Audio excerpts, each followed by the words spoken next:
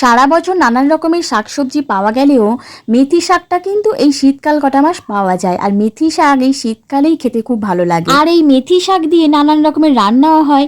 সকাল টাইমটা আমার রান্নার খুব তাড়া থাকে, মেয়ে খেয়ে স্কুলে যাবে, আবার তাকে টিফিনেও কিছু বানিয়ে দিতে হবে।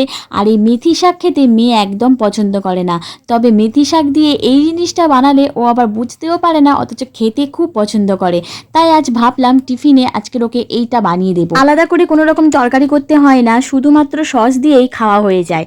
যাই হোক, মেথি শাকটাকে খুব ভালো করে কুচিয়ে কেটে নিয়েছি। তারপর একটা বাটির মধ্যে নিয়ে এর মধ্যে একে একে পেঁয়াজ কুচি আর একটু কাঁচা লঙ্কা, আদা খুব ভালো করে থেঁতো করে নিয়ে এর মধ্যে দিয়ে দিয়েছি। এইবার স্বাদ মতো নুন দিয়ে দিলাম আটা। খুব ভালো করে জল দিয়ে এটাকে মেখে নিতে হবে। এইবারে যেমন রুটি বেলে সেরকম অল্প অল্প আটা দিয়ে রুটির মতো করে বেলে তারপর তাওয়ার মধ্যে প্রথমে একটু সেঁকে নেব, তারপর অল্প অল্প করে তেল দিয়ে ভেজে নেব। তেল দিয়ে ভাজলে জিনিসটা হেলদিও হলো। যাই হোক, এইভাবে আমি সমস্ত পরোটাটা ভেজে নেব।